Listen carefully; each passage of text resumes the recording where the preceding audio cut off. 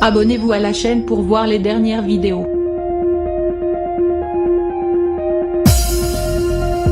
La planète foot est toujours sous le choc. Elle ne se remet pas du placement en détention de Benjamin Mendy. Accusé d'agression sexuelle et de viol, le défenseur de l'équipe de France et de Manchester City prépare sa défense. Il aurait été piégé par une conquête. Benjamin Mendy a été placé en détention le 27 août 2021. Il est soupçonné d'avoir commis une agression sexuelle en janvier et 4 viols, 3 sur la même jeune femme en octobre 2021, 4e sur une jeune fille de 17 ans en août dernier. Le footballeur se retrouve en prison à cause du non-respect des conditions de son contrôle judiciaire.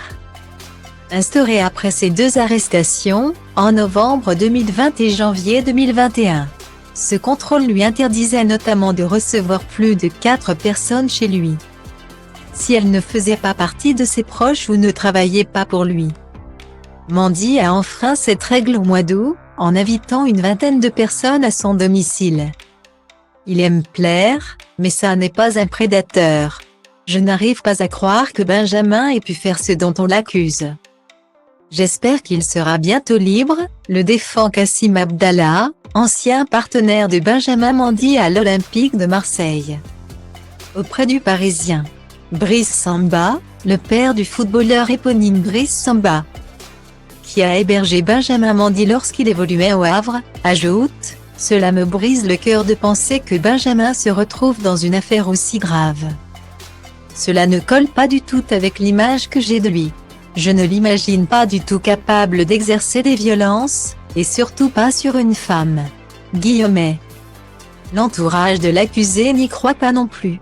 Selon des proches, Benjamin Mendy serait victime de la vengeance d'une conquête, à qui le champion du monde aurait promis une relation sérieuse. Sa promesse non tenue. La jeune femme aurait alors déposé plainte pour viol. Benjamin Mendy a également engagé les services d'une femme pour le représenter.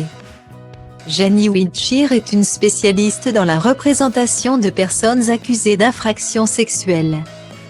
Il a pris une femme en se disant que ça pèserait face à d'autres femmes et pourrait faire basculer la chose de son côté. Mais son principal ennemi dans toute cette histoire, c'est surtout lui-même, confie un proche, toujours aux Parisiens. Benjamin Mendy reste présumé innocent des faits qui lui sont reprochés jusqu'au jugement définitif de cette affaire. Suspendu par son club de Manchester City jusqu'au dénouement de l'enquête, lâché par de nombreux fans de football, Benjamin Mendy bénéficie tout de même de quelques soutiens. Brice Samba l'a défendu dans les pages du Parisien, en révélant que le jeune joueur était issu d'une famille pauvre. Ses parents, aujourd'hui décédés, n'ont jamais eu beaucoup d'influence sur lui. Seul son grand frère, David, a tenté de substituer à ses parents pour tenter de le cadrer, mais il a fini par abandonner.